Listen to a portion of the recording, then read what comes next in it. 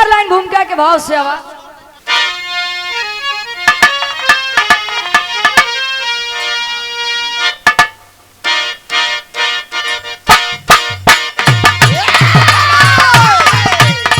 क्या बात है?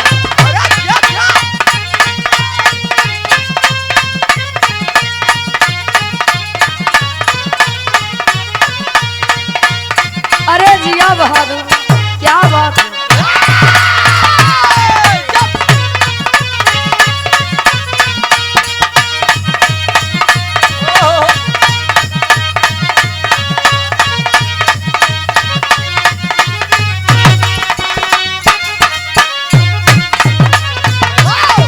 क्या बात।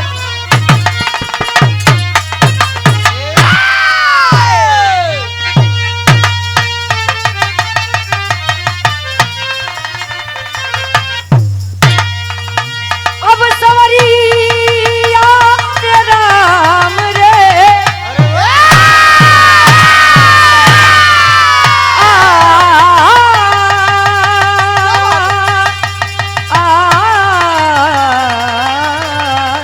हो रा।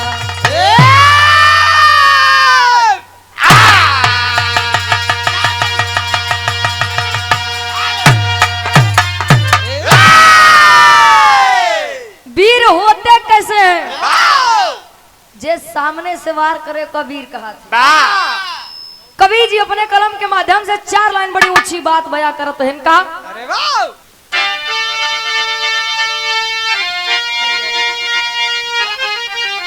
तो रे ज्वार उठ करके सागर में फिर छिप गया, आंधियां मुड़ गई राह को छोड़। तो वीर जब भी चले धुंध नभ में घने, गिर पड़े पग में अरि हाथ को जोड़। जिसका साहस अटल शैल से बढ़ के हो, वो जवा जंग में हरदम मचाए पवन। अरे गीत गाए जमाना सदा सोर का, लेखनी को यदव से चलाए सुरेंद्र। वाह।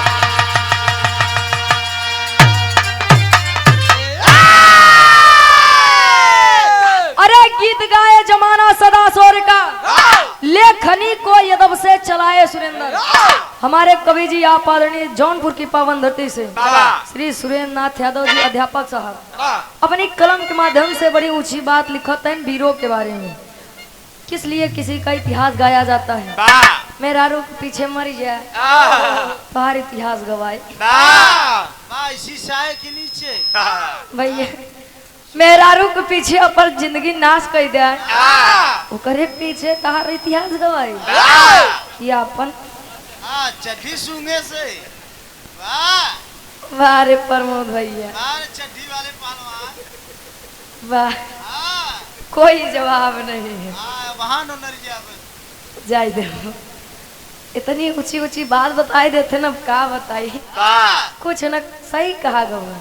अपने से बड़ कलाकारन से बिरहा गावे का मतलब ही है कि कुछ न कुछ नई सीख मिली जाती। ऊंची ऊंची बात सुन बाहर ऊंची ऊंची बात सुन।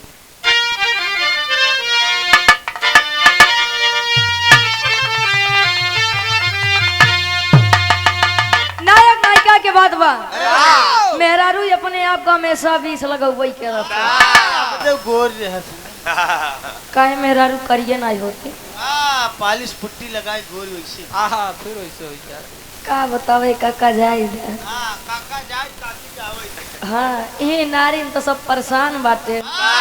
कहे तिरिया चरित्र दैवो न जाना, मेहरारू गुट भगवानो नहीं समझ पाए ना। आप सब तो बहरहाल इंसान चमड़वई पे मर गई दुनिया भैया। चमड़ा गावे चमड़ा बजावे चमड़े ताल मिलावे, जब चमड़ी में चमड़ा जाए तब चमड़ा सुख पावे। चमड़वई पे मर गई दुनिया। चमार सब है वो, चा से चमड़ा, माँ से मांस, र से रख। हाँ भैया तो चमड़ा बना दिए हैं गजबे ब्रह्मा ज्ञानिया। चमड़वे पे तहाई चमड़ा साफ बा तो का दुनिया पूछे। तनी तार चमड़ा करिए हो जाए। अरे यार देखा लाई न सुना लाई कलूटी मोरे पीछे पड़।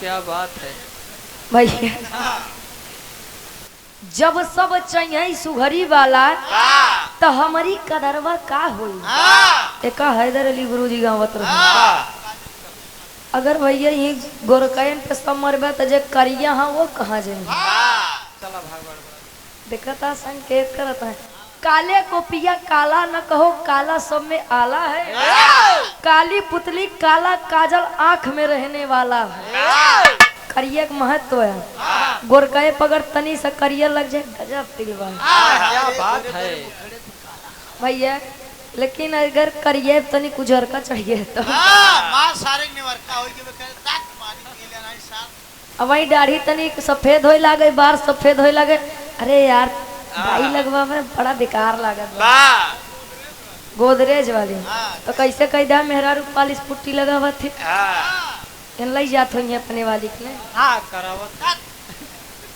ए लड़कियां का हाथ बका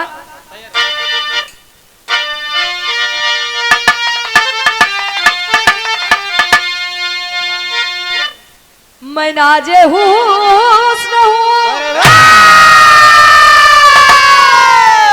ए अरे मैं नाजे हुस्न हूँ तुम्हें एहतराम करो अरे मैं नाजे हुस्न हूँ तुम्हें एहतराम करो जवानी नाम है मेरा मुझे सलाम करो वाह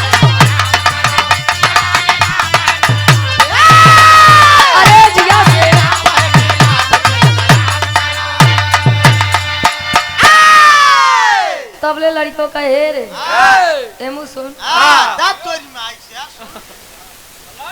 पलट इनके तो बात तो ये लग भाई का एमू सुन हमार बात सुन सुन बताओ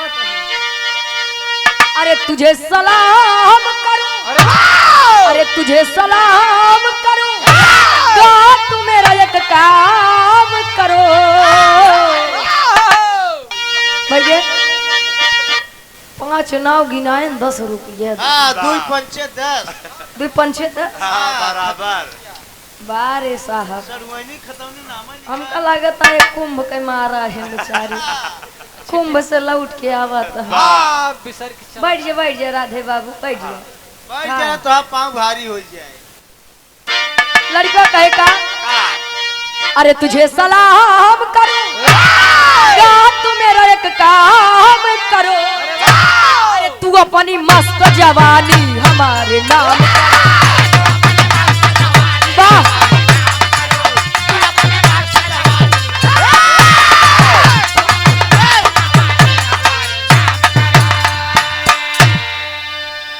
तू अपनी मस्त जवानी हमारे नाम करो लेकिन वीर होते कैसे हैं किस लिए किसी का इतिहास गाया जाता है जितना झगड़ा भवा सब लड़के के लाई भवा मेरा रूप को लाई के भवा मेहरारू के लई के बाबा जर जोरू जमीन झगड़ा ही बड़े होते सती से झगड़ा चली आओ तो भैया और जेकर देख ले बा इतिहास के पन्ना उठाए के देख ला जेकर नाश बड़ा बड़ा वीर नहीं कह पाए नो कई सर्वनाश नारी करे बा नारी अगर चाहे तो सुई से समुद्र खोई सकत है लेकिन जब चाहे तब ना हाँ तो काहे चाहवई करे भैया अब भाव में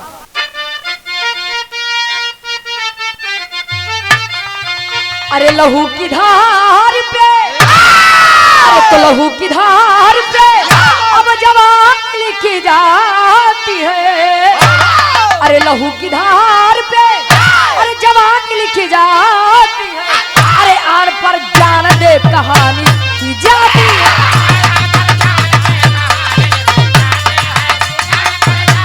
अरे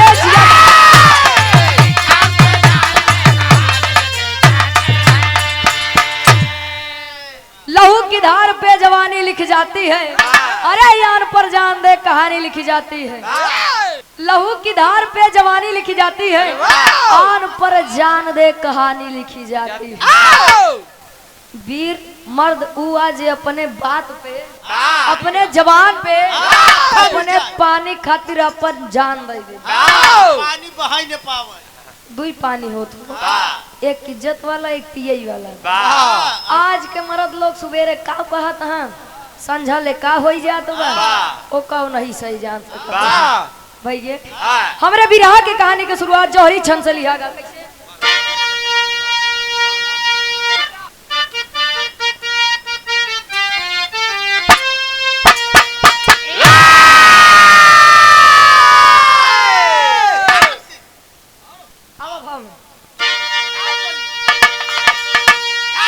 अरे तो आल्हा की पत्नी सोना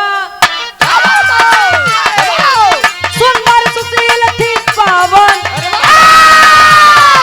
आया सावन का महीना उदल किया वाहन, झूला झूलन की इच्छा नौलखा बाग के अंदर इनकार कर दिए उदल, झूलो घर के ही अंदर जब उनका की सोना ज्वाला को सिर झुकाया, सुना तो भाई उदल का हुक्म सुनाया। अरे जिया अरे जिया बिरहा की आप सब समझो। आल्हा उदल महोबा नगरी के अबे सुनबे भैया यार आल्हा जी के पत्नी सोनमा जी सुंदर सुशील गुणवती कोनो जवाब नहीं बा। अरे क्या बात। सावन का महीना चलत बा, शौक श्रृंगार कई के ऊपर बैठे सखी सहेली गई कहीं सोनमा ए रानी या सावन के महीना में अगर झूला झूले के मिल जात कजरी राग गवाई जात तो जान लई सावन के मजा ही अलग हो जात। क्या बात। कहीं बस इतनी छोटी बात कहीं तब कहीं हमार ऐसा नहीं देवर बा, हमार पति आल्हा है हम का कौन चीज के डर बा कहीं तब कहीं वही नौलखा बाग के अंदर चलतू वहारे झूला झूला जाए वहारे सावन में कजरी गवा जाए। यार उदल जी मोछी पे ताव धरे यार से बाहर करत है। यार उदल जी गए सोनमा जी कहीं सावन के महीना में झूला झूले की इच्छा बा कहीं तब घरे में झूला बा जाके झूलतू नहीं कहीं यहाँ नहीं नौलखा बाग के अंदर कहीं नौलखा बाग यानी ज्वाला सिंह के अंदर जितना या बच्चे कोई जरूरत नहीं है जाने की अंदर वही झूला। यार जाई के माई देवला के लगे कहा थी कैसन वीर पैदा की है कैसन वीर पैदा की है तोहार बेटवा टटकाई वाला रियात है कहीं जो हमार छोटी सी इच्छा न पूरी कर पावे आज महतारी के परवरिश पे सवाल उठावा। महतारी उदल जी का बोलाई के आज्ञा करत थी बेटा सोनवा के लिए आई के जा आ झूला झुलवाई के आओ। क्या बात। माई की आज्ञा पहले आज्ञा रहत रहे आज के महतारी रेरकत रटत थक जाई है आवत ही तो कई दे रही यही करत करत 4-5 दिन बीत जाये। अरे तुहार सड़ुआ ही नहीं पीछे परेशान का करबे हुई बीमारी चलती है। यार जाय के कहा तन ठीक बा झूला झूले के इच्छा बा जेकर जेकर मन बा चला हम ली आई के चला तई गीत लागत बा कैसे।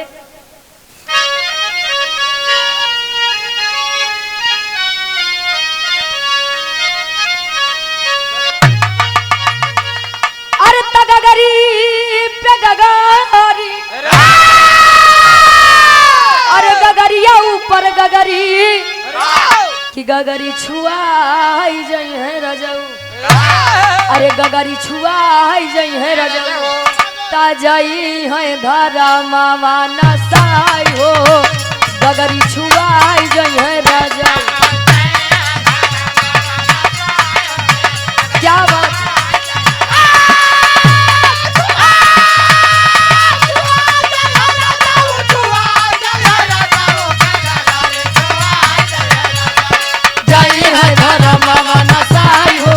गगरी छुआई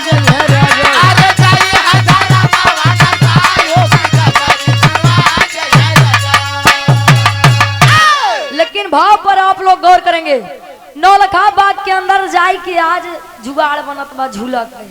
कैसे? अरे तो सवनी बहार, अरे तो सवनी बहार, सवनी बहार लूटे गोरिया, अरे सवनी बहार लूटे गोरिया, बगिया भइल बागुला जार हो, सवनी बहार लूटे गोरिया। क्या बात,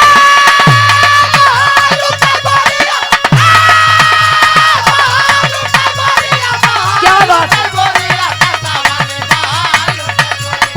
जाई है धर्मवा, क्या बात।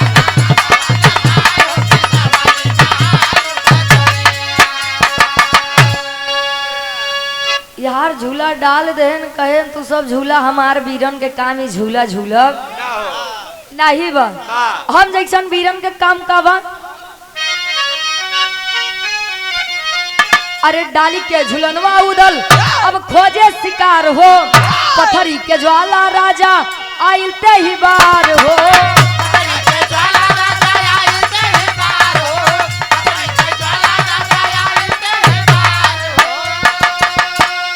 अरे तो सवनी बहार, अरे सवनी बहार, अरे सवनी बहार लूटे गोरिया, तारू पवानी हारे बार बार हो, सवनी बहार लूटे गोरी। क्या बात,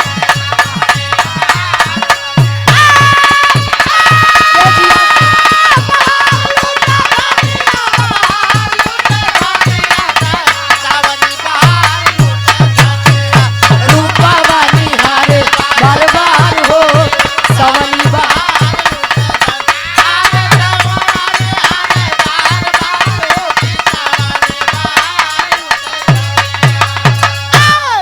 बिरहा पे आप लोग गौर करिए, बिरहा यही से मोड़ लेत बा। यार सोनवा जी साथे सखी सहेलियन के साथे झूला झूला तइन कजरी राग छिड़त बा। यार पथरीगढ़ के राजा ज्वाला सिंह घूमत टालत देखी का हाल समाचार, देखे ने अपने बगिया में यतना शोर शराबा, आज जाने की इच्छा जगी बा। जाई के देखत है सोनवा जी बढ़िया से झूलना झूला तई तबले ता भैया स्वर्गीय दादा श्री राम कैलाश यादव जी एक बात कहे रहे, कहे तेरी मेरी आंख लड़ी लोगों ने बदनाम किया, कहा दुनिया को बक्का ही दिया, हम तू अपन काम किया। वाह, सारा दोष ही नजर के बाद भैया, कोनो चीज का अगर मन में लोभ बाटे तो वो सारा खेला ही आँखी के बाद। सारा दोस्त कोई कोई कहेला उमरिया के दोष बा, लेकिन कई के कहे सूरदास की सर नजरिए के दोस्त बा। ई पाखंड वाली दुनिया देखा अच्छा वो अपन आँखें फोड़ ले, लेकिन अगर कोनो चीज नहीं मिलत तो रोवत हके मन, आँख से आंसू आवत है, काहे सारा खेला यही करे खातिर भैया। यह यार जिंदगी के घुमाव, यहाँ जाए के ज्वाला सिंह जैसे सोनवा का देखे ये तने तो लव है फर्स्ट साइड लगा लार चुए भैया, पहली नजर का पहला प्रेम, एक अपन दुल्ही बनाओ क्या बात है, छोड़ा बने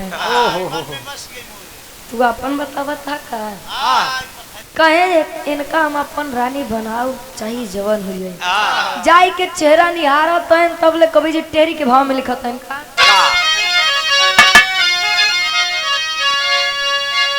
बुझाई कई से मन के अगिया, अरे बुझाई कई से मन के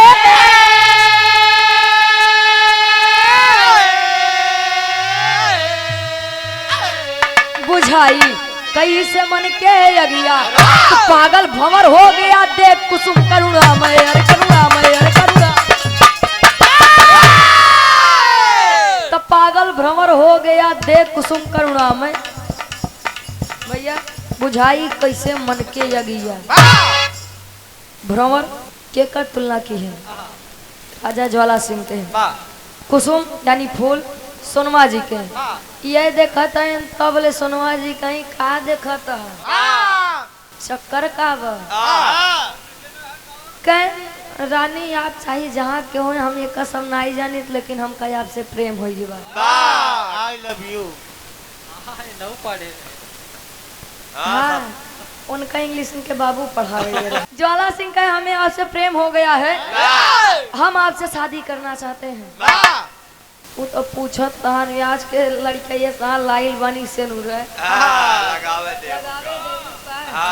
सीधे पूछत पीछे में जरूरत नहीं बा कहें देखिए हम महोबा के राजा आल्हा की पत्नी उदल की भाभी है एक बार ये आल्हा उदल के नाम ले तब ले पिछड़ ओकरे बाद जब प्रेम किया तो डरना क्या और जब डरना तो फिर करना क्या फांसी लगा के मरना क्या अच्छा वाह भैया लव ये लव में सब हो गया कभी लिखे नहीं लव के बारे में 4 लाइन कहे प्यार व्यार के चक्कर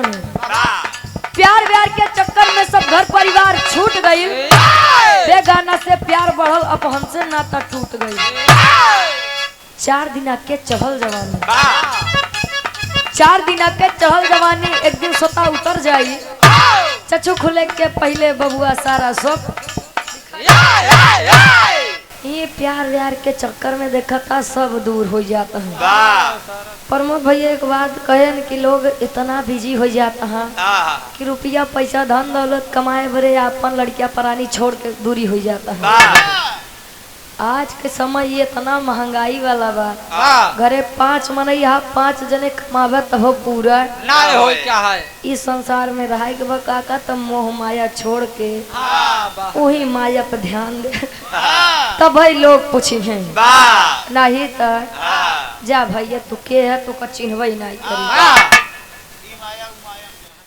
कहानी पे आप लोग गौर करिए जब इतनी बात सुने तो डराइए कहे ना होए जौन होए देखा जाए हम आपसे विवाह करना चाहते हैं तब ले तो सारा मैटर वही क्लियर हो गया सोनवा जी अपने महोबा नगरी में आई ज्वाला सिंह पथरीगढ़ में गए जाई के चौरा पे बैठ के माई के मनावन करता है माई एक काल रात्रि माई हमका बस वह लड़की देवाई दे करे अलावा हम कुछ न मांगे माई कहीं बेटा देवाई तो दे लेकिन एक बार सोच ले वो आल्हा के पत्नी बहन कहे बस याद देवाई दे हम परिणाम के न सोचब 4 गढ़ भेज के सोनवा जी का चारपाई सहित उठाई के पथरीगढ़ में लाई दे पथरीगढ़ में जब लाई दे बाहर महोबा नगरी में हाहाकार मचा सोनवा जी कहाँ गई उदल जी चुड़ियारिन के रूप बनाई के दर दर अपने भौजाई का खोजत है यार पथरीगढ़ के राजा ज्वाला सिंह अपने बिटिया सुगा पंखनी के बिटिया तोर नईकी माई है तोर नौकी माई चीन ले बेटा चीन ल लियाई के जा सेवा सत्कार करा यार सोनवा जी कहीं 3 महीना के व्रत बा ओकरे पहले अगर आई जाबा तो पतिव्रता के तेज इतना तगड़ा लागे कहें बस 3 महीने तोहे देख के गुजार दे यार समय धीरे धीरे बीतत बा कहानी एकदम करीब में बा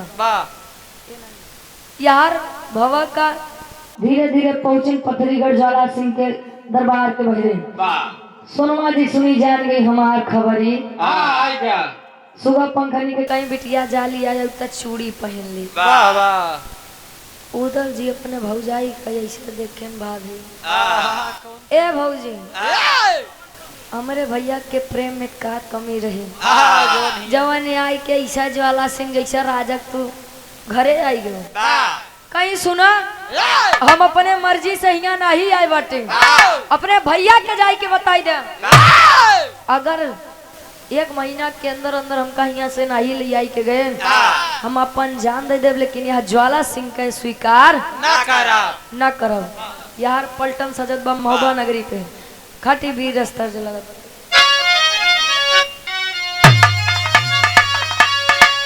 अरे चली है महोबा नगरी तैयार हो गई पथरीगढ़ पे चढ़ाई करने के लिए।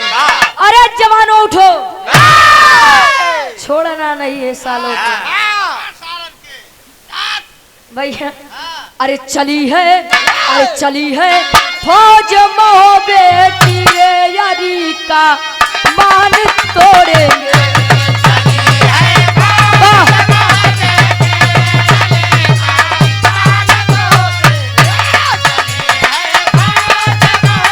क्या बात! तो चली है फौज महोबे की, अरी का मान तोड़ेंगे रे, अरी का मान तोड़ेंगे। जवानों जवानों लूट लो गढ़ कोरे, नहीं परी मान छोड़े। क्या बात! अरे जिया प्रयागराज के से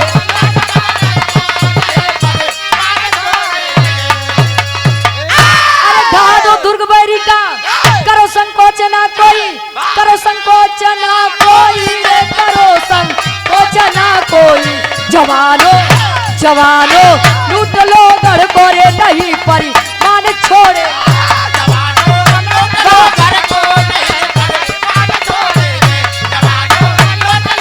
क्या बात! वाह! ढहा दो दुर्ग बैरी का, करो संकोच ना कोई। जवानों लूट लो गढ़ को, अरे नहीं परिमाण छोड़ेंगे। ज्वाला सिंह के तनी औकात, हमारे धर्म पत्नी पे हाथ डाले। साले के आंख निकाल लूंगा। यहाँ चढ़ाई होत बा, जाई के ज्वाला सिंह भाई काल रात्रि के मनाओ बा माई। ए माते बड़ी दिक्कत बा। हां बोलो बेटा। हां मधु पीऊंगा। ए डब्बा वाला वो करबो तब देखत इतना रही गे। तो तोरे माई के देख जब तने बड़ा हो गया नहीं तो था सकल है बहु वाला रहा। बेटा हां माते हम कहे रहे हमें कई दाई मदद करो दोबारा ना करा। अरे क्या सोचत यार, आप मदद नहीं करेंगे तो हमारा मदद कोई नहीं करेगा यार। बोलावत बा कैसे पापड़ के भाव में कभी जी क्या बात। अब घेर लिए पथरीगढ़, अब घेर लिए पथरीगढ़, मतवाला महोबा वाले हो। अरे अब घेर लिए पथरीगढ़, मतवाले महोबा वाले हो। तो देख वीरता सह में पथरी वाले महोबा वाले। क्या बात! अरे जिया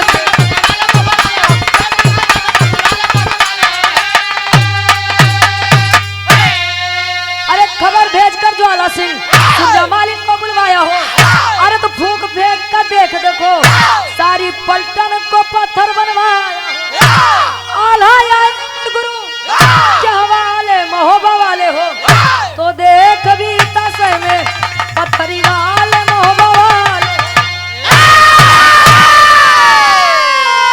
ए खबर भेज के सुरजा मालिन को बुलवा लिया। सुरजा मालिन के लगे इच्छा ताकत रही, एक फूंक मार देता है, सब लोग पत्थर बन जाते। यार महोबा वाले लड़ाई पे लड़ाई करते नहीं है या वीरता है, बताई के बार करे। यार ज्वाला सिंह का ही देश खेल है भैया। आज के जमाने में रक्षक भक्षक बना है, एक बार जान लीजिए। जेकरे ऊपर सबसे ज्यादा भरोसा करबा नहीं, अंत में आपका मूड़ी काट ले तब बताया। आज के जमाने हुए बा, लोग अपने दुखे से ज्यादा दूसरे के सुखे से परेशान है। बाजा बाजा कैसे अरे रोज नया नया कपड़ा पहिरत बा, कैसे दो टाइम बड़ा कुशल मंगल से खाना खाई लेते शिकायत न पर लेकिन फाड़ दे साले कुत्ता। पड़ोसी सोचत बा पड़ोसी कैसे एक आँख फूटी जाई बस, यह या भावना है भैया। सब ऐसा नहीं यहाँ, लेकिन कुछ हाँ यार। सुरजा मालिन को बुलवा लिया, फूंक से सारी सेना पत्थर बन गई, सिवाय आल्हा जी के पेड़वई लगा लुकान रहे। जब देखे सारा दृश्य तो समझ गए खेला हो ही गया बा। तुरंत ही दिमाग लगाए आल्हा जी आयन कहा अमरगढ़ चिकरे लगे। आल्हा के भाव में कवि जी दर्शाते हैं।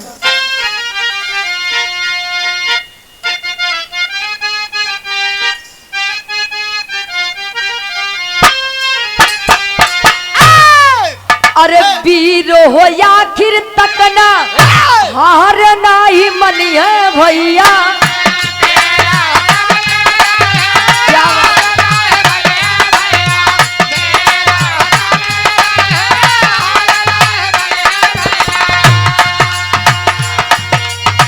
लड़िए जब तक रहे उनके घाटी में परा।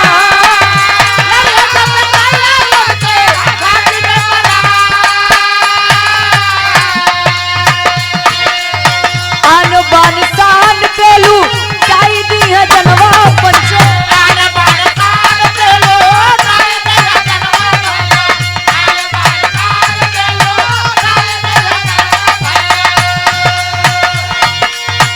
मनी है नहार चाई दी है बलिदान।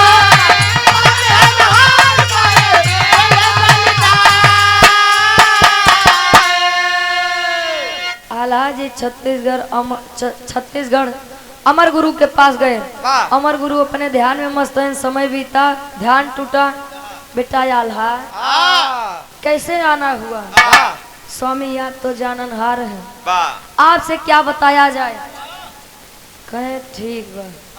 वह समस्या के निवारण 2 पुड़िया देहन कहन जाए। 1 पुड़िया अबे डाल द सब पहले जैसा हो जाए हैं।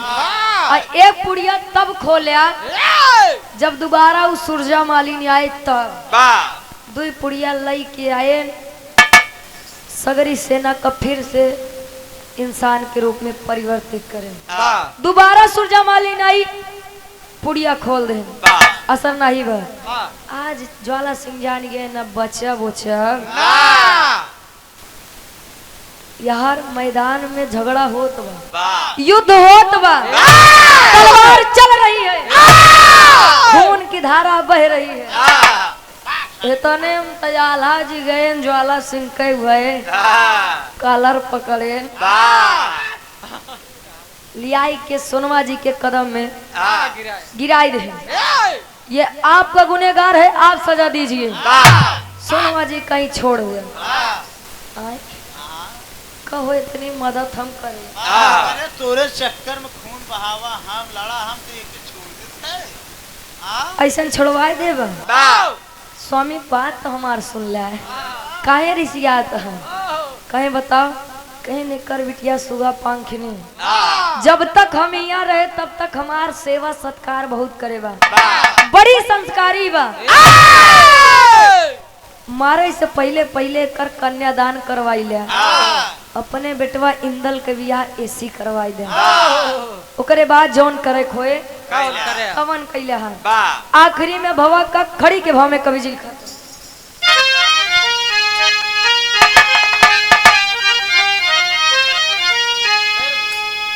अरे जीते लड़के समरिया, अरे जीते ला समरिया, अब आल्हा के ही रवा। अरे जीते ला समरिया, अब मौबा के बिरवा, इंदल घूमे ले भंवरिया, आल्हा के ही रवा।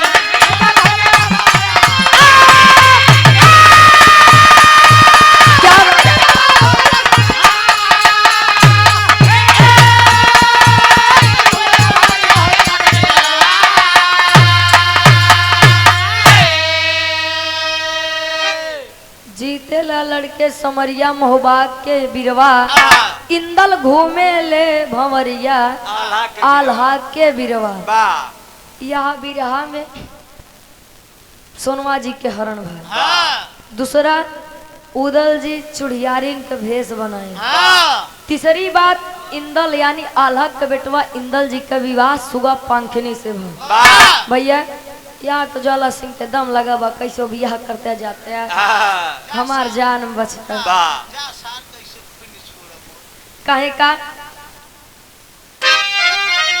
अरे सुगा पंखनी बिटिया से अब कैले इंदल की शादी हो, हंसी खुशी सब वापस आए, पथरी मिली आजादी हो।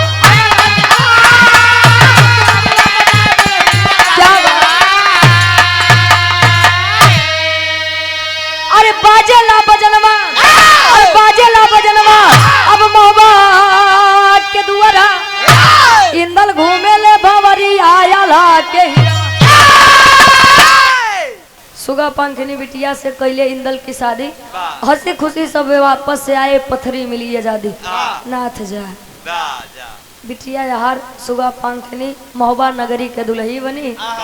महोबा नगरी में आए वीर के देश में। कई बारे कहा गवा कि वीर हमेशा सामने से वार करते हैं, ना कि पीछे से वार कई के अरे हम बड़का विजेता है। भैया आखिरी में खानदान का परिचय हुआ।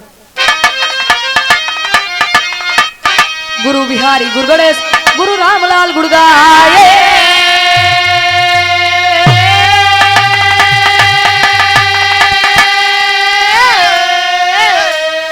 अरे विमल चंद्रिका राधे श्याम देखो मन भाई।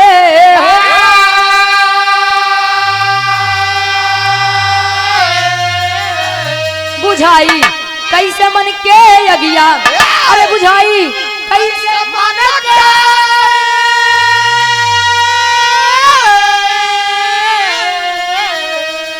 बुझाई कैसे मन के अगिया। रुचि कवि सुरेंद्र की जोड़ी मुस्काई, बुझाई कैसे मन के